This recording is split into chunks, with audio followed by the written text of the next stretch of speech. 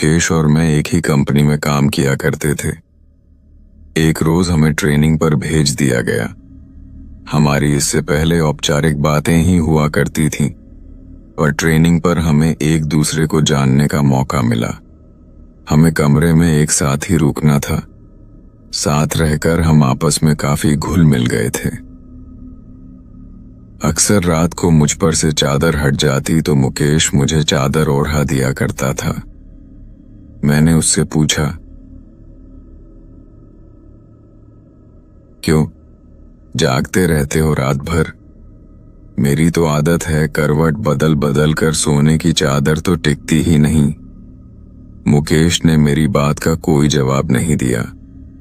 अगले दिन वो कुछ शांत नजर आने लगा। रात को सोते समय मुकेश ने जो मुझे बताया वो न केवल दिलचस्प था, बल्कि कुछ ऐसा था जो मैंने ना तो कभी सुना ना ही कभी महसूस किया। ऐसा कम ही देखने को मिलता है। बात केवल विश्वास की रह जाती है। मुकेश ने कहना शुरू किया, आप शायद यकीन ना करें, 2003 का साल था।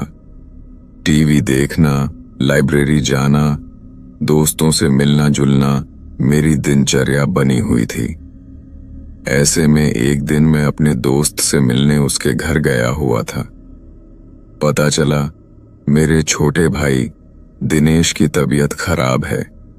मैं तुरंत घर को निकल पड़ा। वहां देखा परिवार के सभी लोग मौजूद हैं।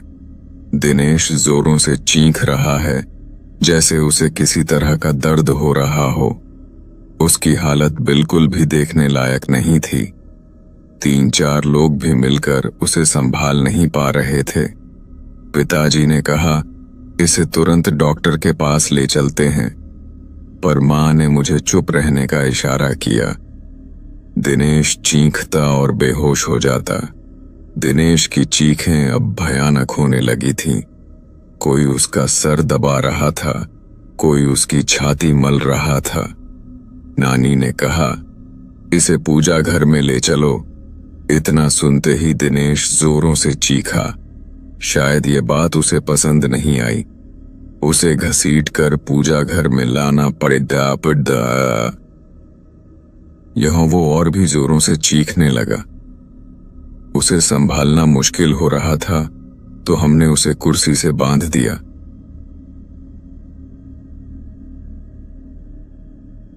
फिर नानी ने उससे प्रश्न किया, बता कौन है तू? सुनकर दिनेश गुस्से में भर गया। उसका सर और छाती अब भट्टी की तरह तपने लगे।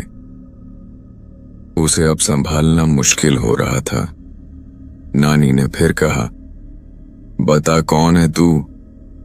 इस बार दिनेश ने गुस्से में अपने दांत पीस लिए। उन दांतों को किटकिटाने की आवाज मेरे कानों में दर्द करने लगी थी।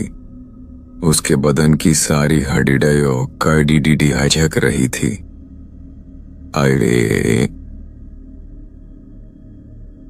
आखिर में उसने अपनी जबान बाहर निकाली, जो काली पीडी चुकी थी। यकीन नहीं हो रहा था किसी इंसान की जबान खींचकर इतनी लंबी हो सकती है। नानी ने फिर अपनी बात को दोहराया, बता कौन है तू? कहाँ से आया है? इस बच्चे ने तेरा क्या बिगाड़ धा है? जहां से भी तुम आए हो वहीं लौट जाओ। बदले में जो कुछ भी मांगोगे हम तुम्हें देंगे, लेकिन इस बच्चे को छोड़ दो। दिनेश ने अपना आपा खो दिया। वो उसी तरह कराहता, दांत पीसता, चीखता, चिल्लाता और बेहोश हो जाता। होश में आने पर उसे संभालना मुश्किल हो जाता था। मुझसे यह सब देखा नहीं गया। मैं बाहर आ गया और रोने लगा। उस वक्त मैंने हनुमान जी को याद किया, मंदिर में दिया भी जलाया। रोते रोते भगवान से दिनेश के ठीक होने की प्रार्थना की और वापस दिनेश के पास आ गया। दिनेश के रोने चीखने से वह अब जमघट लग चुका था। लोगों की भिद में भी दिनेश उसी तरह की हरकतें किए जा रहा था। उसके शांत होने पर मैंने उसे पानी पिलाया। पानी पीने के बाद वो और भी भयानक रूप में आ गया। उसका चेहरा एकदम काला हो गया, आंखें लाल सुर्ख हो गईं। यह वो दिनेश नहीं था जिसे मैं पहचानता था। ऐसा लग रहा था जैसे उसकी आंखें फटकर बाहर आ जाएगी। IAM। पास जाने पर वो हर किसी को काटने को दौड़ता, अपना मुंह नोचने लगता, और फिर वो शांत हो गया और रोने लगा।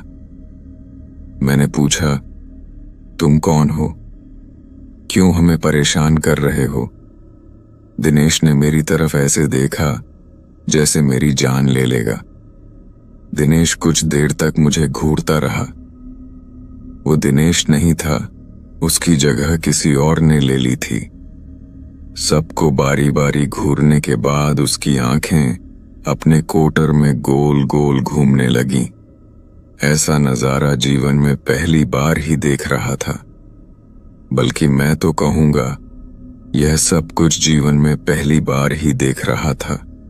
वो चीखना, चिल्लाना, वो भयानक सी हंसी, वो दांत पीसना, किटकिटाना, दर्द में कराहना, हड्डियों का एक साथ कड़ी डी हकना, सब कुछ एक मनहूसियत में बदल चुका था।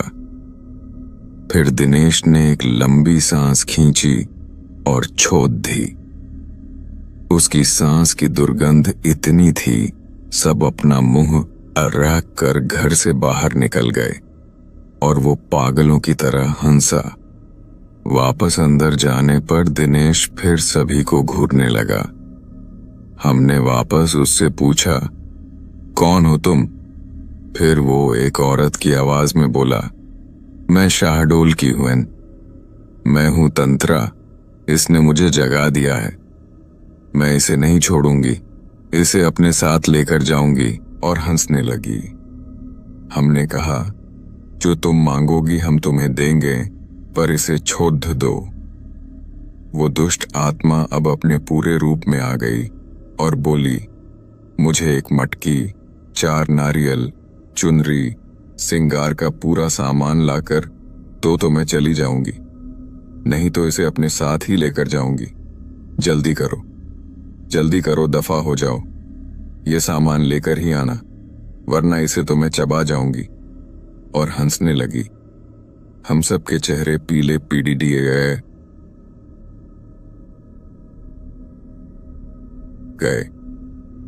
माँ और मैं तेजी से बाजार की तरफ निकले। रास्ते में मौ रोने लगी तो मैंने उन्हें दिलासा दी, सब ठीक हो जाएगा। माँ बोली, कुछ भी ठीक नहीं होने वाला मुकेश, मैंने तुझे बताया नहीं। इसने जब अपना पहला असर दिखाया था, तब दिनेश को क्या हुआ हम समझ ही नहीं पाए थे। दिनेश के साथियों ने हमें बताया, उस दिन दिनेश के ऑफिस में मीटिंग थी। सब आपस में हंस बोल रहे थे, सब कुछ ठीक था कि अचानक दिनेश की तबीयत बिगड़ने लगी। दिनेश ने सामने रखा गिलास उठाया और पानी पिया। पानी पीते ही दिनेश बेहोश हो गया। उसके साथी चौंक गए। 2 लोगों ने मिलकर उसे टेबल पर लिटाया। उस समय उसकी आंखों से आंसू बह रहे थे। वो अपनी साथियों से कुछ कहना चाह रहा था, लेकिन उसके मुंह से एक शब्द भी नहीं निकल पा रहा था। उसके साथी उसे हॉस्पिटल ले गए। हमें जैसे ही सूचना मिली, हम सभी वहां पहुंच गए। दिनेश कुछ देर बाद दिनेश ठीक हो गया। क्या हुआ उसे खुद भी कुछ मालूम नहीं था। उसे इतना याद था कि वो बेहोश हो गया था। उसके बाद कभी ऐसा कुछ नहीं हुआ जिससे कोई परेशानी हो। तुम ठीक कह रही हो मौ, उसके बाद भी कुछ हुआ जरूर था। क्या मतलब? मौ बोली, मतलब ये माँ, पिछली बार जब मैं छोटेटेयों में घर आया था, उस रात मैं कमरे में सो रहा था।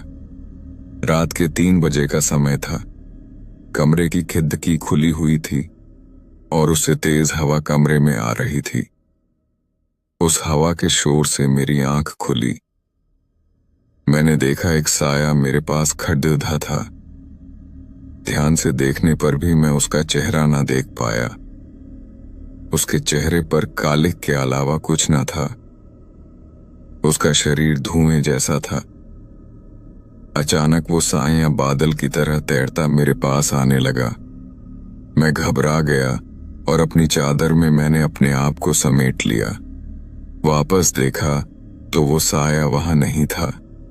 इसे अपना वहम मानकर मैं भूल चुका था, पर अब दिनेश के हालात देखकर लगता है कुछ तो जरूर हुआ है मौ। इसके बाद मैं मटकी लेने चला गया और मां श्रृंगार के लिए सामान खरीदने लगी। मुझे दुकानें बंद मिली तो मैं सीधे कुम्हार के घर चला गया। वहां से लाल और काली दोनों मटकी ले आया। वापस आकर ज्यों ही सामान हमने दिनेश के आगे रखा, वो शांत हो गया। नानी उसे देखने गई और दिनेश के सामने जाकर खड़ी हो गई। कुछ देर तक नानी उसे ऐसे ही देखती रही तो हमने नानी से पूछा, क्या हुआ नानी? नानी हमारी ओर पलटी। अब नानी के चेहरे के भाव दिनेश जैसे हो गए थे। हम और भी घबरा गए। नानी ने भी उसी चीख के साथ रोना शुरू कर दिया और कहा,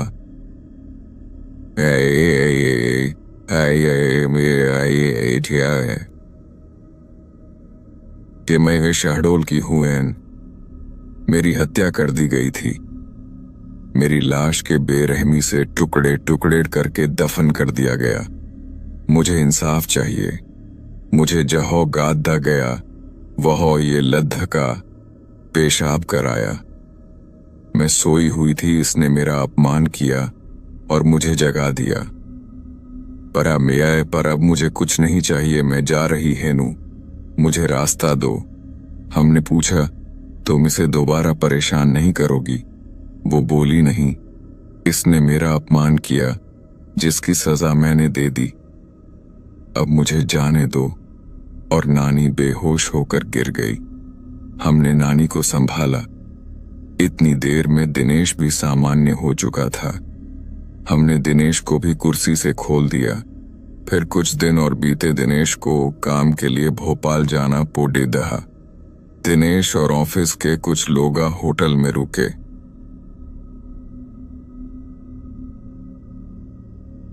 होटल में आधी रात को लोगों ने शिकायत की वह कमरे से रोने की आवाजें आ रही हैं।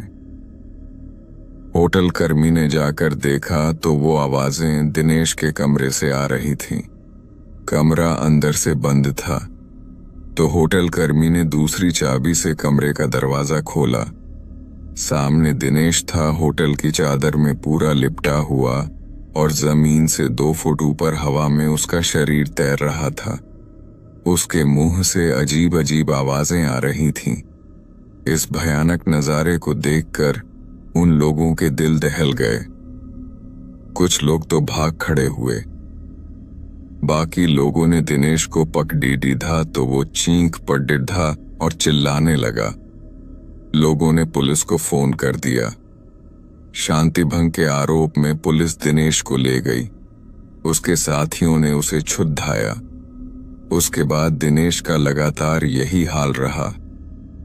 किसी ने मांडल के जंगलों में एक तांत्रिक होने की बात हमें बताई। शायद वो दिनेश को ठीक कर सके। हमने उसे बुलाया। उस तांत्रिक ने भी आत्मा से बातें की तो उसकी वही मांग शुरू हो गई। मटकी, 4 नारियल, चुनरी और श्रृंगार का सामान। अभी तक याद है मुझे। वलय